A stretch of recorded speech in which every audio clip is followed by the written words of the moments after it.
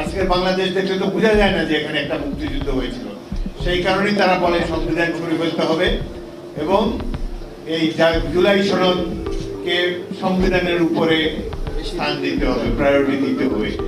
এটি সম্পূর্ণ অবান্তর একটি কথা। অদ্ভুত এক রাজনৈতিক দল, তারা শুধু যে 1971 সালে স্বাধীনতা যুদ্ধে বিরোধিতা করছে তাই নয়, 1947 সালে পাকিস্তান প্রতিষ্ঠার বিরোধিতা করেছে।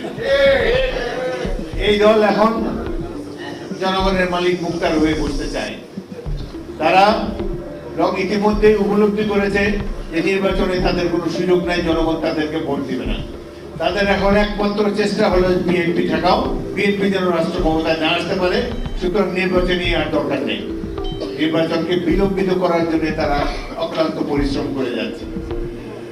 মুক্তিযুদ্ধ মনে হয় কারো কারোর কাছে হাসির পাত্র, যে কারণে আজকে একটি রাজনৈতিক দল বলার সাহস রাখে যে 71 জাতি ভুল করেছে।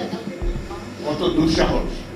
এই দল জামাতে ইসলামী বলে 71 জাতি ভুল করেছিল, অথচ আমরা জানি 71 কি ছিল, কিভাবে দেশে মানুষ যুদ্ধ করেছে, কিভাবে পতঙ্গের মতো আলোর প্রতি, চেরাগের প্রতি পতঙ্গ যেভাবে দৌড়ে এসে উড়ে এসে আত্মাহুতি দেয়, এইভাবে গ্রামে গঞ্জে অসংখ্য তরুণ ছাত্র যুবকেরা দৌড়ে এসে স্বাধীনতা যুদ্ধে আত্মাহুতি দিয়েছে।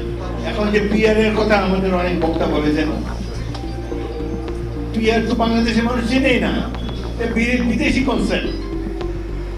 পাকিস্তানে নাই, ভারতে নাই, যুক্তরাজ্যে নাই, যুক্তরাষ্ট্রে নাই, কোথাও নাই। দুই একটা দেশে থাকতে পারে, আরো অনেক দেশে থাকতে পারে যেখানে গণতন্ত্র অন্যরকম, শিক্ষা ব্যবস্থা অন্যরকম, কালচার অন্যরকম, তাদের শিক্ষাগত ব্যবস্থা অন্যরকম। ইসরায়েলে আছে এই ধরনের একটি। বাংলাদেশের জনগণ তো একজন নেতাকে খুঁজে বেড়ায়, যার কাছে আপত্তি বিপদে তারা আশ্রয় নিতে পারে, যিনি তাদেরকে আপত্তি বিপদে রক্ষা করবেন, এলাকার উন্নয়ন করবেন, সেই জন্য একজন ব্যক্তিকে তারা খুঁজে পেলে। কিন্তু যদি পিআর সিস্টেমে যাওয়া হয় তাহলে সে ব্যক্তিকে আর খুঁজে পাওয়া যাবে না। এমনও হতে পারে যে এলাকা নির্বাচন এলাকায় সেখানকার কোনো ব্যক্তি সেখানে সংসদ সদস্য হতে পারবেন না। এইসব কথা কেন বলে তিনটি দল? একটি হলো জামাত ইসলামী, অপরটি হলো এখন রেজিস্ট্রেশন পায় নাই সদ্য সাবালকের দল এনসিপি, অপরটি হলো চরমনে পীরের দল। স্বাধীনতা যুদ্ধের সময় তার কোথায় ছিল?